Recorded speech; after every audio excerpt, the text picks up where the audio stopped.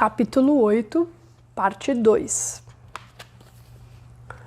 Houve um breve silêncio, e então o cavaleiro continuou.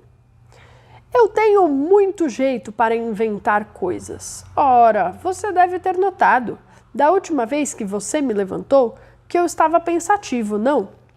Você foi mesmo um tanto solene, disse Alice.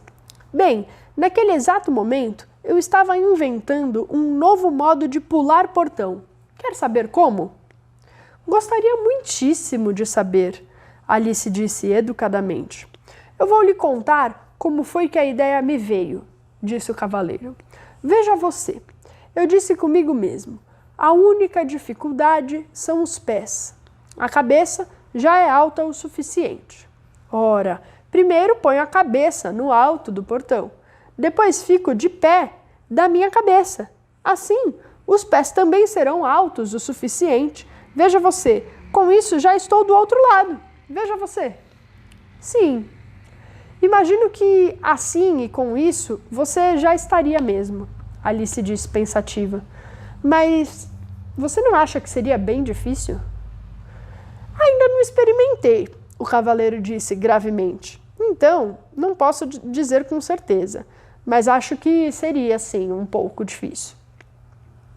Ele pareceu tão envergonhado com a ideia que Alice mudou de assunto rapidamente. Que elmo curioso esse seu, ela disse animada. É invenção sua também? O cavaleiro olhou orgulhoso para o elmo, que estava pendurado na sela. Sim, ele disse, mas inventei outro melhor que esse, com um torrão de açúcar. Quando eu usava esse elmo, se eu caía do cavalo, era sempre o elmo que encostava no chão primeiro, de modo que eu tinha muito pouco espaço entre o elmo e o chão, mas havia o risco de cair dentro do elmo, sem dúvida. Isso aconteceu uma vez, e o pior foi que, antes de eu conseguisse sair de dentro do elmo, o outro cavaleiro branco veio e o vestiu comigo dentro. Achou que era o elmo dele. O cavaleiro disse isso de modo tão solene que Alice nem ousou dar risada. Você deve ter machucado o outro cavaleiro, ela disse com voz trêmula, de pé na cabeça dele. Tive que chutá-lo para fora do elmo, é claro, o cavaleiro disse muito sério. E então ele tirou novamente o elmo, mas levou horas e horas para eu conseguir sair do elmo. Eu fui rápido como um relâmpago, você sabe.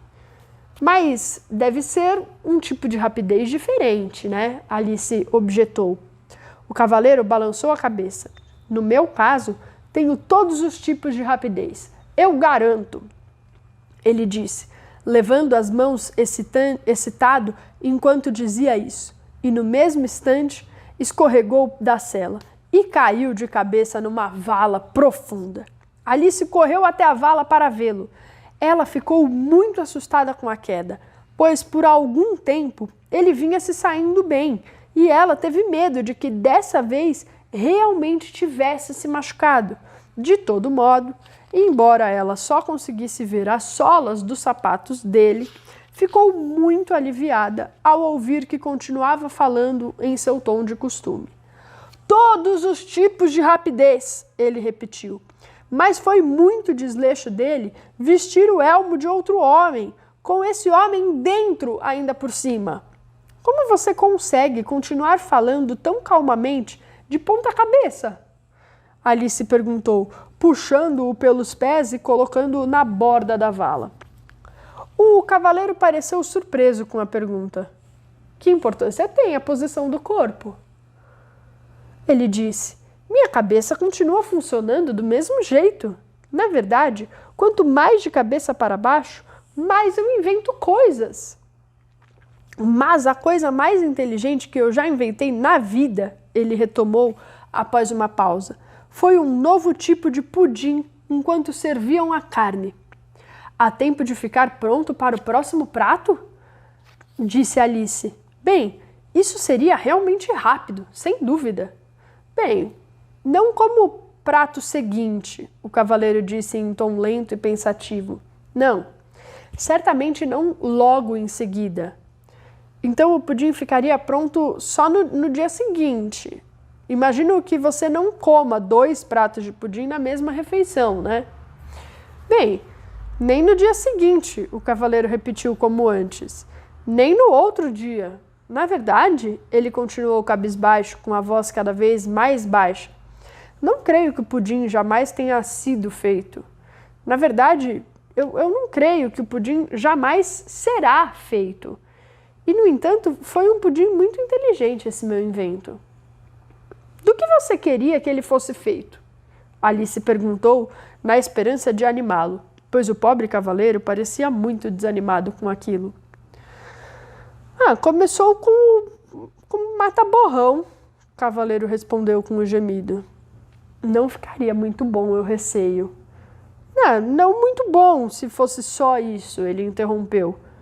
Mas você não faz ideia da diferença que faz misturado com outras coisas, como pólvora de rifle e cera de lacre. E aqui devo deixá-la. Chegaram ao fim do bosque. Alice não conteve o espanto. Só conseguia pensar no pudim. Você ficou triste, o cavaleiro disse com voz ansiosa. Vou cantar uma canção para o seu consolo. É muito comprida? Alice perguntou, pois tinha ouvido um bocado de poesia naquele dia. É comprida, disse o cavaleiro, mas muito, muito bonita. Todo mundo, quando me ouve cantá-la, ou lágrimas vêm aos olhos, ou se não... Se não o quê? Perguntou Alice, pois o cavaleiro tinha feito uma súbita pausa. Se não... Não, você sabe. O nome pelo qual a canção é chamada é Olhos de Haddock. Oh, esse é o nome da música? Perguntou Alice, tentando se sentir interessada. Não, você não entendeu, o cavaleiro disse, parecendo um tanto contrariado. É o nome pelo qual a música é chamada. O nome mesmo é O Velho Velhinho. Então eu deveria ter dito, é assim que a canção é chamada? Alice se corrigiu. Não deveria. Isso é uma coisa totalmente diferente. O nome da música é Modos e Maneiras, mas isso é só como a música é chamada, você sabe? Bem, qual é a música então? Disse Alice, que estava a essa altura inteiramente pasmada. Eu vou chegar lá, o cavaleiro disse. A música, na verdade, é Sentando na Porteira, e a melodia é uma invenção minha. Assim dizendo, ele parou seu cavalo e soltou as rédeas sobre o pescoço. Então, marcando o tempo lentamente com uma das mãos, com um sorriso iluminando um pouco seu rosto tolo e gentil, como se apreciasse a música de sua canção, ele começou. De todas as coisas estranhas que Alice viu em sua viagem pelo espelho, esta foi a única que ela sempre se lembraria mais claramente. Anos depois, ela conseguia evocar toda a cena outra vez, como se tivesse sido ontem. Os olhos azuis serenos e o sorriso bondoso do cavaleiro, o pôr do sol reluzindo nos cabelos dele e o reflexo de sua armadura que a deixou deslumbrada. O cavaleiro se mexendo calmamente por ali, com as rédeas soltas sobre o pescoço, mascando o capim aos pés dela e as sombras negras da floresta por trás. Tudo isso ela captou como um quadro, enquanto, com uma das mãos cobrindo os olhos, ela se inclinou contra uma árvore e ficou observando aquela estranha dupla e ouvindo, meio sonhadora, a melodia melancólica daquela canção. Mas a melodia não é invenção dele, ela disse consigo. É a melodia de eu te darei tudo, mas não posso dar. Ela se levantou e ficou ouvindo muito atentamente, mas nenhuma lágrima molhou seus olhos. Vou te contar direitinho. É pouco, mas não é asneira. Eu vi um velhinho, sentado na porteira. Quem é você, velhinho? Eu disse. E como faz para viver dessa maneira? E a resposta passou pela minha cabeça, feito água na peneira. Disse, Caço borboletas que dormem no trigo, tempero com elas costeletas e as vendo ao desabrigo. Disse, vendo aos marujos que navegam no vapor, eis como eu ganho o dito cujo, um trocado, por favor. Mas vinha eu bolando um plano de tingir de verde as Suíças e sempre usar um leque grande que as Suíças ninguém visse-as. Assim, sem resposta que desse ao que disse o velho velhinho, gritei, vamos, diga do que vive, e bati em sua cabeça. Coitadinho. Roubou a cena com seu sotaque, disse, sem desacato, mas quando vejo uma cascata, fogo logo taco. E disso fazem o que chamam de óleo de macaçar rolãs. Entre 2,5 centavos pagam, por fim, esse meu afã. Mas vinha eu bolando um plano de viver só de panqueca e ir assim, passando os anos, cada vez mais gordo e careca. Chacoalhei o velhinho, até sua cara ficar roxa. Diga logo do que vive e o que faz da vida, poxa. Disse, caço olhos de adoque na brilhante charneca e deles faço botões de colete no silêncio da noite preta. E nem vendo muito caro, por ouro ou moedas de prata, mas por meio centavo de cobre, e com isso se compram 9. Às vezes cavo um brioche, ora caço caranguejos com gravetos, ora busco verdes bosques, que sejam bons para rodas de fiacres. E é assim que eu faço, piscou, mas para ter saúde sempre, e sempre contente brindar a nobre saúde de sua excelência. Só dei ouvidos, pois havia recém-bolado outro contraplano. Ante ferrugem de ponte pênsil, ferver o ferro em vinho branco. Agradeci quando ele disse, seu modo de a saúde conservar. Porém, foi mais porque ele quis, a minha primeiro brindar. Agora, sempre que acaso, meto meus dedos na cola, ou louco coloco um pé canhoto num sapato destro. Ou, se deixo cair no meu dedo um peso pesado, choro, porque me lembro do velho velhinho do passado, cujos olhos eram brandos e a fala mansa, cujos cabelos de neve eram brancos, cujo rosto lembrava um corvo, cujos olhos de brasa ardiam, que parecia distraído em sua dor, que balançava o corpo para trás e para frente, e resmungava murmurando baixinho, como se a boca estivesse cheia de massa, que roncava feito um búfalo naquela tarde de verão há muito tempo, sentado na porteira.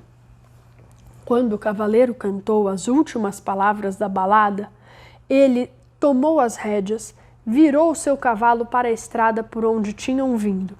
Faltam poucos metros para você, ele disse. Colina abaixo, passando aquele riacho, você será a rainha. Mas você pode esperar e me ver partir primeiro, acrescentou, quando Alice se virou com uma expressão ansiosa na direção do que ele havia apontado. Não vou demorar. Você espera aqui e acena com o lenço quando eu virar naquela estrada, tá bom? Isso vai me dar coragem. Você vai ver. Claro que espero, disse Alice. E muito obrigada por ter vindo até tão longe por mim. E pela canção, eu gostei muito. Espero que sim, o cavaleiro disse indeciso. Mas você não chorou tanto quanto achei que fosse chorar. Então eles apertaram as mãos e assim o cavaleiro cavalgou lentamente floresta adentro. Não vai demorar muito para eu me despedir dele. Espero que não. Alice disse e ficou observando o cavaleiro se afastar. Lá vai ele. Caiu de cabeça de novo. Seja como for, ele logo está bem e de pé. Isso é porque ele pendura coisa demais na sela. E assim ela continuou, falando sozinha, assistindo ao cavalo em seu passo preguiçoso pela estrada afora, e o cavaleiro caindo, primeiro de um lado, depois do outro. Depois do quarto ou quinto tombo, ele chegou à curva E então ela acenou com seu lenço para ele e esperou até que ele sumisse de vista. Espero que isso lhe dê coragem, ela disse, ao se virar para correr colina abaixo. E agora, o último riacho e serei rainha! Como isso soa grandioso! Alguns passos depois, ela estava na beira do riacho. O 8º quadrado! Enfim! Ela exclamou, saltando sobre a água. E sentou para descansar em um gramado macio, como musgo, com pequenos canteiros de flores aqui e ali, por toda a parte. Oh, como estou contente de chegar aqui! E o que é isso na minha cabeça? Ela exclamou em tom desolado, ao sentir com as mãos algo muito pesado e justo em sua cabeça. Mas como isso pode ter parado aí, sem que eu percebesse? Ela disse consigo. E ao tirar da cabeça e colocar no colo para tentar descobrir o que podia ser aquilo, era uma coroa dourada.